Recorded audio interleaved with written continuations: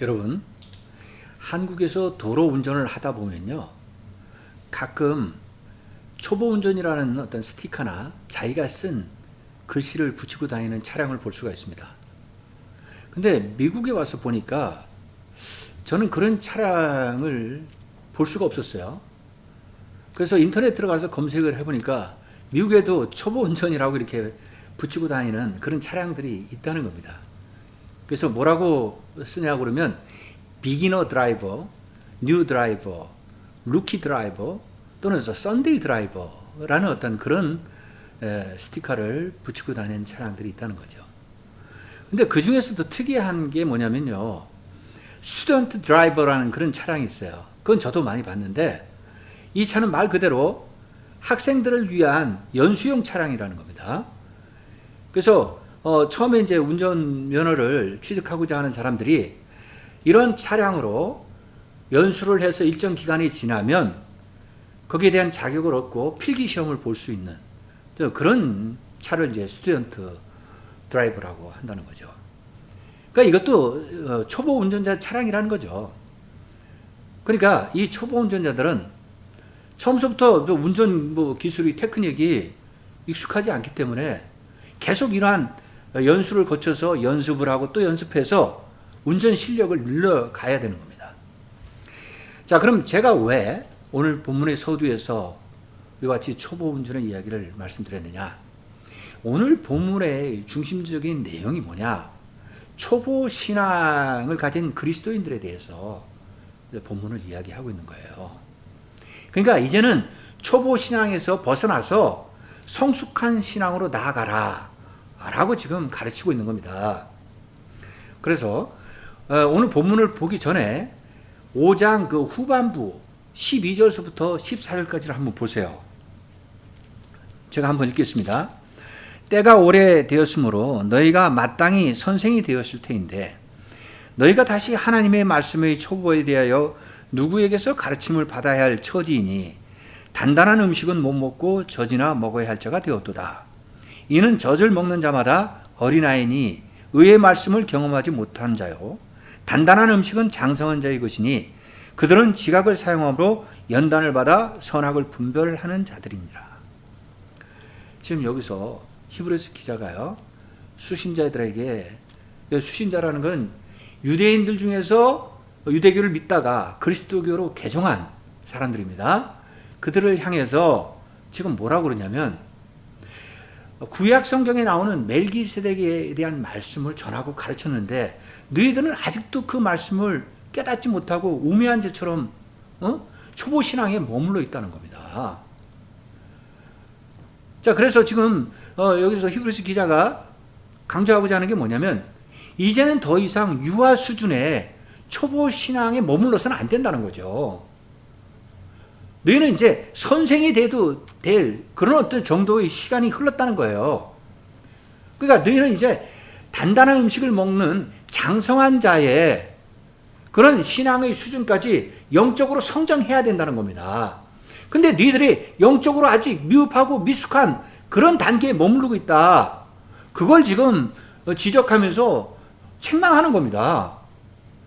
그래서 너희들의 영적 수준이 이제 어느 정도 성장을 하게 되면 선악을 분별할 수 있는 그런 자까지 너희들이 장성할 수 있다 라고 지금 강조하고 있다는 겁니다.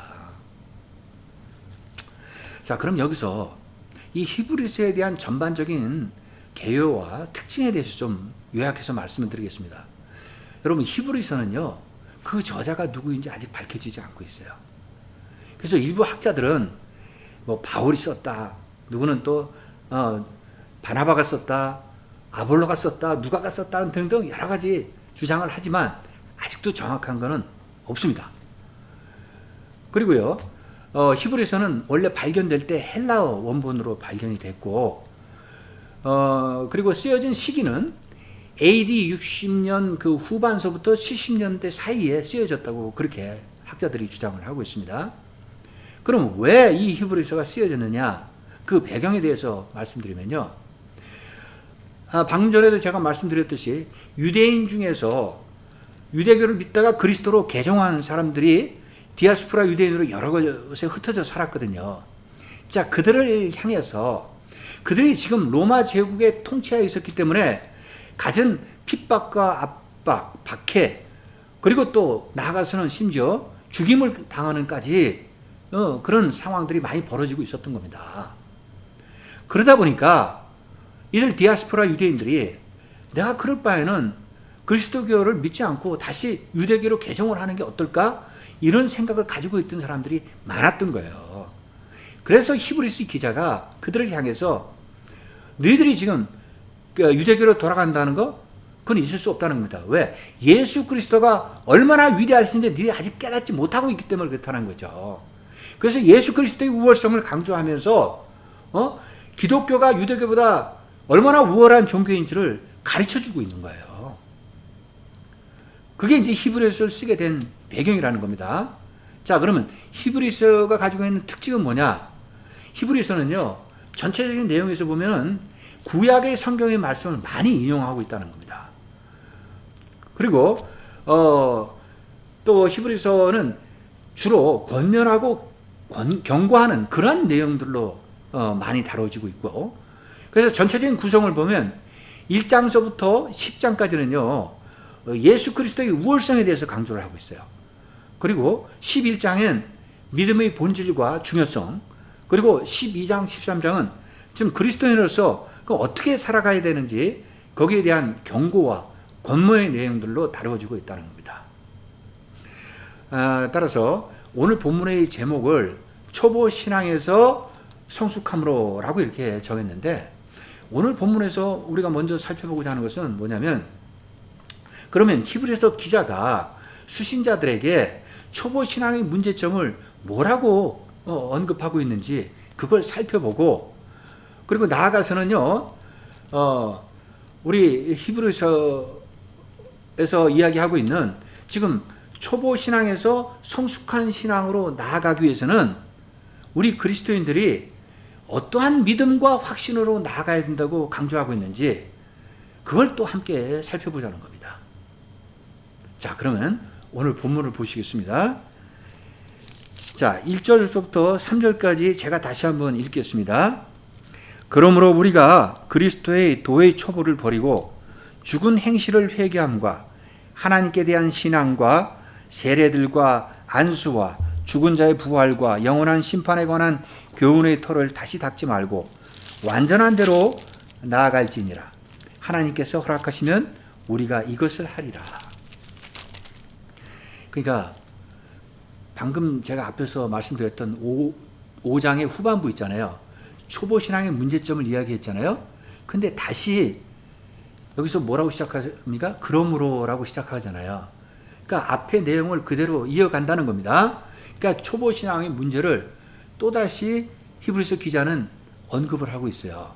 그래서 화두로 던지고 있는 게 뭐냐면, 우리는 이제 그리스도 도의 초보에서 벗어나야 된다. 버려져야 된다. 그런 걸 버려야 된다. 라고 지금 강조하고 있는 거예요. 그럼 그리스도의 도는 무엇을 의미하는 겁니까? 그리스도의 그 말씀, 그리스도의 교리, 그걸 이야기하고 있는 겁니다. 그런 어떤 초보 신앙을 벗어나라는 거예요. 그래서 기자가 지금 그 초보 신앙의 또 다른 그 문제점들을 몇 가지를 열거를 하고 있어요. 첫 번째는 뭐냐? 죽은 행실에 대한 회개를 지금 언급하고 있는데, 이것은 무슨 의미냐면, 지금 그리스도인으로서 너희들이 삶을 살아가면서 하나님 앞에 또 죄악된 삶으로 나아가서 회개를 했다는 겁니다. 근데 그 회개가 진정한 회개가 아니라는 거예요. 너희들이 단순히 죄를 깨닫고 누이치는 거, 그걸로 끝나서는 안 된다는 겁니다. 진정한 회개는 뭐냐? 너 자신을 하나님께로 완전히 돌이켜서 네가 새로운 사람으로 다시 태어나야 된다는 거예요. 근데 네가 그렇지 않지 않냐 이거야. 그러면서 거기에 대한 문제를 초보 신앙이라고 지금 이야기하고 있는 겁니다. 그 다음에 두 번째는 하나님에 대한 신앙의 문제가 있다는 겁니다. 하나님께 대한 신앙이 어떤 문제냐? 하나님을 보다 더 알고 하나님을 또 믿음으로 나아가기 위해서는 늘 하나님 말씀을 가까이 하고 하나님의 말씀 안에서 살아내는 그런 삶을 살아야 된다는 거예요. 근데 너희들이 그렇지 못하다는 겁니다. 그런 삶을 살고 있지 않다는 거예요. 그 다음에 세 번째는 또 세례와 안수의 문제를 언급하고 있는데, 세례는 단순히 세례 받았다는 거 그걸로 만족해서는 안 된다는 거죠. 세례라는 의미의 구체적인 의미는 우리가 구원을 이루어가는 출발점이 시작되었다는 거, 그걸 깨달아야 된다는 겁니다. 구원을 이루어가는 시작이 세례에서부터 시작이 되는 거예요. 그걸 우리가 너희가 알아야 되는데 너희가 그걸 깨닫지 못하고 있지 않느냐. 자, 그 다음에 또 마지막에는 부활과 또 영원한 심판이라고 좀 이야기하고 있습니다. 부활은 뭡니까? 그러니까 구약 시대에도 분명히 부활이 있었어요. 그러니까 죽은 자가 다시 살아나는 것, 그거를 그쳐서는 안 된다는 거죠. 부활이 가지는 기독교의 중요성, 또 부활은 우리가 어떤 몸으로 부활하는지, 신령한 몸으로 부활한다는 것, 그러한 어떤 여러 가지 부활에 대한 개념들도 정확하게 알고 있어야 되고, 그 다음에 하나님의 영원한 심판, 영원한 심판은 뭘 이야기하는 겁니까? 우리가 구원을 받느냐 구원을 받지 못하느냐 문제 아니에요. 그 구원과 우리의 믿음과의 관계는 또 어떻게 연결이 되는지, 그런 것들도 너희들이 정확하게 깨닫고 성숙한 신앙으로 나아가야 된다라고 지금 강조하고 있는 겁니다. 그러니까 여기서 히브리서 기자가 궁극적으로 강조하고 있는 게 뭐냐면, 너희들이 다시 그 기독교의 중요한 교리나 말씀 있잖아요. 그런 걸 가지고 초보적인 훈련을 또 해서는 안 된다는 거예요. 이제는 어떤 데까지 나아가야 되냐면 완전한 데로 나아가라는 겁니다. 그 완전한 데는 뭘 상징하는 겁니까? 이거는 성숙한 신앙, 성숙한 그리스도인으로 너희는 자라고 성장해야 된다라고 지금 강조하고 있는 겁니다. 자, 그러면 여기서 우리가 이제 한 가지 생각해야 될 게, 자, 성숙한 그리스도인, 성숙한 신앙, 이거는 어떻게 해야지 이루어갈 수 있다고 지금 이야기하고 있느냐. 3절에서 그 답을 이야기하고 있어요. 지금 뭐라고 강조하고 있습니까? 하나님께서 허락하시면 할 수 있다고, 그렇게 지금 3절에서 말씀하고 있죠. 그러니까 성령의 하나님께서 우리를 성령으로 도와주시면 우리가 성숙한 그리스도인, 성숙한 신앙으로 나아갈 수 있다라고 강조하고 있는 거예요. 그러면 성숙한 그리스도인은 뭘 의미하는 거예요?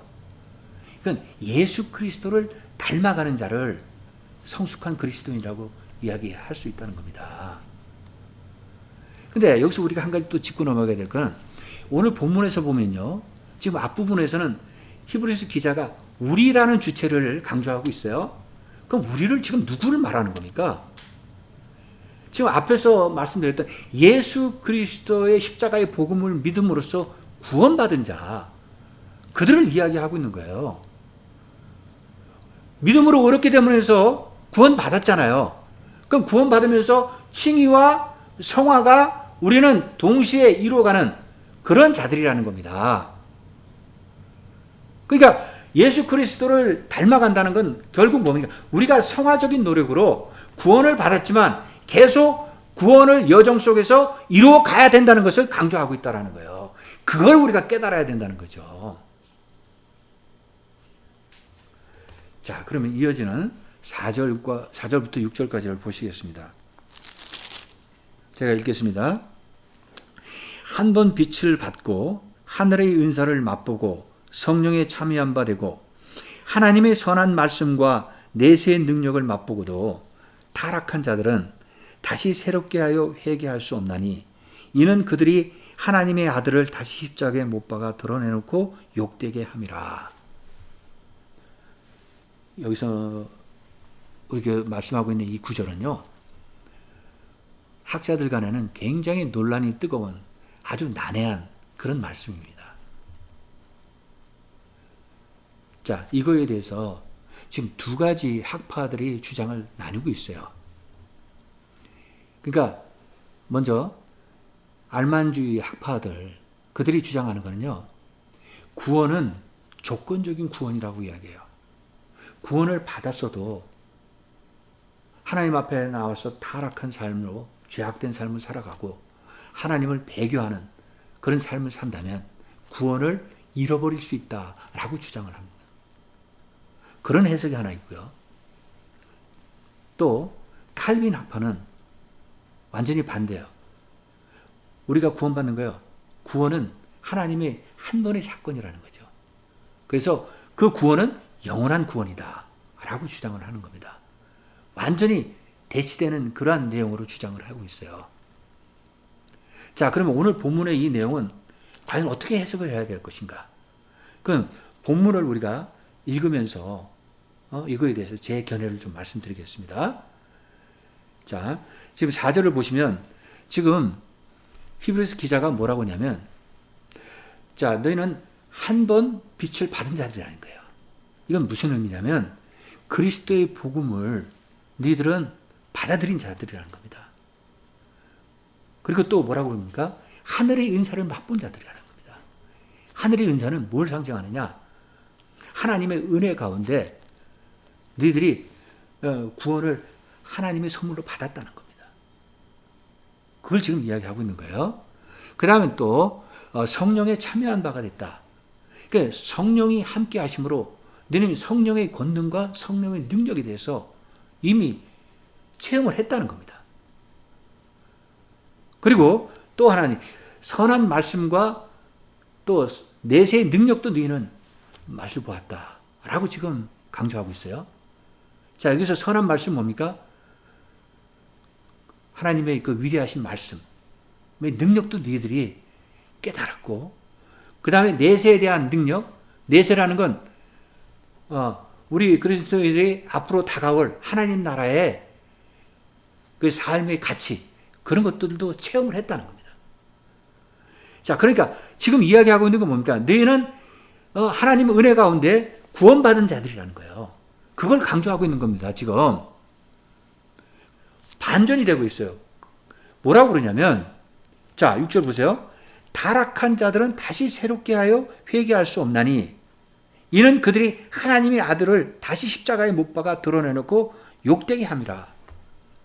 자, 구원받은 자가 하나님 앞에 지금 타락된 삶, 하나님 앞에 죄악을 저지르는 삶, 나아가서는 하나님을 배교하는 그런 삶을 산다면 어떻게 되겠냐 이거죠. 그렇게 되면 그들은 다시 하나님 앞에 나와서 회개할 수도 없고, 즉 그들은 또 어떻게 되느냐, 예수 그리스도를 십자가에 다시 못 박는 그런 모욕적인 행위를 하는 그러한 자들로 간주될 거라는 겁니다. 자, 그러니까 이거에 대해서 그러면 이 말씀이 구원을 잃는 거냐, 이제 구원이 그대로 지속되는 거냐, 이걸 가지고 이제 우리가 생각을 해보자는 거죠. 근데 여러분, 구원받은 자가 계속적으로 구원을 이루어가는 여정 속에서 살아가야 되는 겁니다. 그러니까 지금 이 본문의 말씀은 구원을 잃어버렸다는 말씀이 아니에요. 구원은 한 번 받았어요. 근데 어떻게 사느냐의 삶의 문제예요. 우리가 그리스도인들도 두 가지 타입이 있잖아요. 그리스도 안에서 정말 죄를 짓지 않고 열심히 신실한 삶을 살아가는 사람도 있고, 어떤 사람은 그리스도인이지만 또 죄 짓고 하나님 앞에 타락된 삶을 살고 배교까지 하는 그런 사람도 있잖아요. 그러니까 이 사람들에 대해서 어떻게 우리가 해석을 할 거냐? 여기서 구원을 잃어버렸다는 이야기가 아니라는 겁니다. 여기서의 말씀은 타락된 삶을 살고 배교한 자는 결국 마지막에 하나님의 심판으로 그에 대한 보상과 상급이 달라진다는 거예요. 그걸 지금 이야기하고 있다는 겁니다. 그걸 우리가 깨달아야 된다는 거죠. 그러니까 한마디로 말하면 그리스도의 밖에 있는 자들은 그건 믿지 않는 자들이기 때문에 그래서 구원을 잃어버려요. 구원받지 못해요, 그 사람들은. 그러나 그리스도 안에서 있는 사람들은 구원받은 자들이라는 겁니다. 그걸 우리가 깨달아야 된다는 거죠.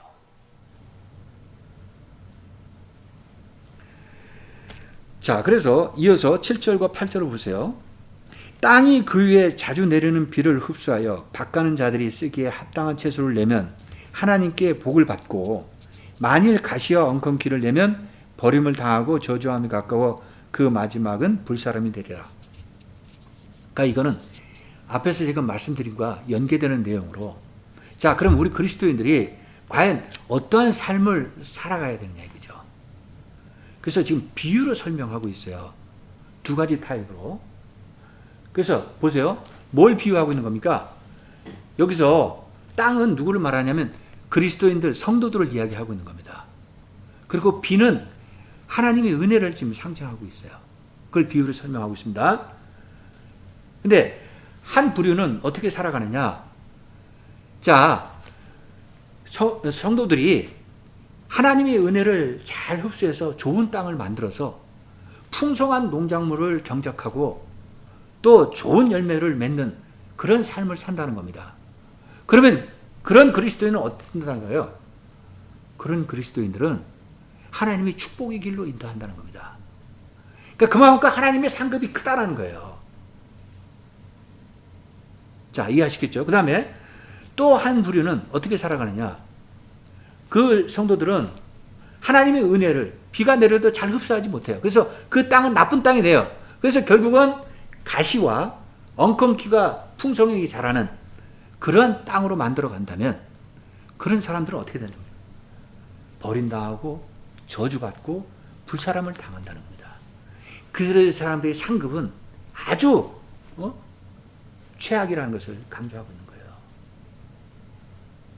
그걸 우리가 앞의 내용과 연결시켜서 생각해야 되는 겁니다. 그래서 결국 히브리서 기자가 지금 수신자들에게 강조하고 있는 건 뭡니까? 우리는 하나님의 뜻에 합당한 그런 풍성한 열매를 맺는 삶을 살아가야 된다 라고 지금 강조하고 있다는 거죠. 자, 그럼 이어서 9절과 10절을 보십시오. 사랑하는 자들아, 우리가 이같이 말하나 너희에게는 이보다 더 좋은 것, 곧 구원에 속한 것이 있음을 확신하노라. 하나님은 불의하지 아니하사 너희 행위와 그의 이름을 위하여 나타낸 사랑으로 이미 성도를 섬긴 것과 이제도 섬기고 있는 것을 잊어버리지 아니하시느니라. 지금 여기서 보면요, 바로 앞의 구절에서는 너희들이 하나님 앞에 타락하고 또 죄악된 삶을 살면 어떻게 된다는 겁니까? 버림당하고 저주당하고 또 불사람을 당한다라고 그렇게 강조를 했잖아요. 근데 여기서 사랑하는 사람들아 라고 부르고 있어요. 지금 이 대상이 다른 겁니까? 아닙니다. 그 대상, 지금 유대 그리스도인들을 향해서 히브리서 기자가 이렇게 사랑하는 사람들하고 부르고 있는 거예요. 그럼 여기서 왜 히브리서 기자는 완전히 여기서 반전시켜서 사랑하는 사람들아 라고 부르고 있는 겁니까? 그 이유를 뭐라고 그럽니까? 그러니까 앞에서 이야기한 거는 너희들이 지금 배교하고 하나님 앞에 타락했다라고 규정하고 이야기하는 게 아니에요. 너희들이 만약에 그렇게 한다면 이렇게 될 것이다 라고 가정하고 이야기를 한 거라는 겁니다. 그러니까 지금 히브리서 기자는 너희들은 그렇지 않다라는 겁니다. 지금 현재는. 그래서 사랑하는 사람들아 부르면서 뭐라고 그러냐면 너희들은 지금 구원으로 확신한 그런 사람들이다 라고 지금 가르치고 있는 거예요. 구원이 너희들한테는 확신하다는 겁니다. 구원에 속한 자라고 지금 강조하고 있잖아요. 그에 대한 근거로 뭐라고 이야기합니까? 하나님은 불의하시지 않기 때문에 너희가 행동했던 거, 너희들이 행했던 걸 다 알고 계신다는 겁니다. 너희가 어떻게 삶을 살았는지 다 보셨다는 거예요. 그리고 또 나아가서는 너희가 하나님의 이름으로 또 성도들에게 어떠한 사랑과 섬김으로 나아갔는지 그것도 이미 다 기억하고 알고 계신다는 거예요. 그러니까 하나님은 너희를 다 아시기 때문에 너희를 구원받은 자로서 확신시킨 것은 확실하다라고 지금 강조하고 있는 겁니다. 그러니까 여기서 우리가 깨달을 수 있는 건 뭐냐? 구원이라는 것은요, 하나님의 주권이고 하나님의 영역이라는 겁니다. 하나님이 하시는 일이에요. 그렇지만 우리 그리스도인들이 꼭 하나 기억해야 될 것은 우리의 구원은 계속 이루어가는 과정 속에 있고 여정 속에 있기 때문에 우리는 하나님 앞에 신실하고 참된 그리스도인의 모습으로 살아나가야 된다는 거. 그건 분명히 우리가 기억해야 된다는 거죠. 자, 그리고 마지막 구절, 오늘 본문에 11절, 12절 보세요. 우리가 간절히 원하는 것은 너희 각 사람이 동일한 부지런함을 나타내어 끝까지 소망의 풍성함에 이르러 게으르지 아니하고 믿음과 오래 참음으로 말미암아 약속들을 기업으로 받는 자들을 본받는 자 되게 하려는 것이니라. 자, 여기서도요, 히브리 기자가 지금 마지막에 간구하고 있는 게 뭐냐면, 자, 보세요. 너희가 지금까지도 부지런한 그런 성실한 그리스도인으로 살아왔다는 겁니다. 앞으로도 끊임없이 계속 그 부지런함으로 소망의 풍성함에 이르도록 해라 라고 권면하고 있어요. 그러니까 소망의 풍성함에 이르기 위해서 지금 어떻게 해야 된다는 거예요? 궁극적으로 늘 하나님 말씀을 가까이 하고 하나님 말씀 안에서 그 말씀대로 살아가려는 순종하는 삶, 그 말씀대로 살아내려는 어떤 그런 최선의 노력, 그런 것들이 너희들에게 있어야 된다 라고 지금 강조하고 있는 거예요. 자, 그리고 마지막 12절에서 또 히브리서 기자가 강조하고 있는 게 뭐냐면, 너희는 게으르지 말고 그리고 믿음과 오래 참음으로 믿지 않는 사람, 그런 자들에게도 본이 돼야 되고, 또 너희들은 하나님의 약속을 기업으로 받는 자들, 그들을 본받는 자가 되기 위해서는 너희들이 오래 참음과 인내와 믿음으로 부지런함으로 살아가야 된다라는 것을 권면하고 있다는 겁니다. 그러니까 결국 여기서 저기 히브리서 기자가 마지막에도 강조하는 게 뭐냐면, 그리스도 안에서 정말 신실한 그리스도인으로 성실하게 부지런하게 하지만 믿음 충만한 삶을 살아야 된다라는 것을 지금 강조하고 있다는 거예요. 사랑하는 여러분, 오늘 본문을 마무리하겠습니다. 자, 오늘 본문에서 히브리서 기자가 궁극적으로 강조하는 건 뭐냐? 제가 서두에서부터 말씀드렸듯이 이제 그리스도인으로서요, 초보 신앙에서 벗어나라는 겁니다. 그리고 성숙한 신앙으로 나아가는데, 궁극적인 건 너희들이 성숙한 그리스도인으로 나아가기 위해서 성화적인 노력을 해야 된다는 거예요. 그래서 그리스도를 닮아가야 된다는 겁니다. 그러기 위해서 세 가지 포인트를 강조하고 있었어요. 첫째, 너희들이 지금 고난과 박해와 핍박 속에서 그리스도인으로 살아가고 있다 할지라도 너희들이 유대교로 다시 돌아가서는 안 된다는 겁니다. 왜? 그리스도가 우월하신 분이기 때문에, 뛰어나신 분이기 때문에, 그리스도가 유일한 구원자이시기 때문에 너희는 그것을 믿고 깨달고 받아들여야 된다는 거예요. 그걸 첫 번째로 강조하고 있고, 두 번째, 너희는 만약에 그리스도인으로서 하나님 앞에 타락하고 큰 죄악을 저지르고 그리고 배교라는 그런 행위를 한다면 하나님께서는 응당히 너희들에게 거기에 대한 대가를 치르게 하실 거라는 겁니다. 그러니까 어떻게 살아가야 된다는 거예요? 하나님의 뜻에 합당한 그런 성령의 열매를 맺는 그런 삶을 살아야 된다라는 것을 지금 강조하고 있다는 겁니다. 그 다음에 세 번째는요, 너희가 구원받은 자로서 지금 계속 구원의 여정 속에 있다는 겁니다. 계속 구원을 이루어가서 구원을 완성시켜야 되는 거예요. 자, 그러기 위해서는 지금 본문에서도 강조했던 게 뭡니까? 부지런함, 소망의 풍성함, 인내, 믿음. 자, 이러한 것들이 기본적으로 우리 그리스도인들이 갖춰야 될 덕목이라는 거죠. 그래서 궁극적으로는 너희들이 믿지 않는 자들의 본이 되어야 된다. 그것도 우리에게 강조하고 있다는 겁니다. 여러분, 그럼 이번 한 주간도 주님과 동행하시면서 이 말씀이 여러분들에게 소망과 축복의 말씀이 되기를 간절히 축원드리겠습니다. 예, 기도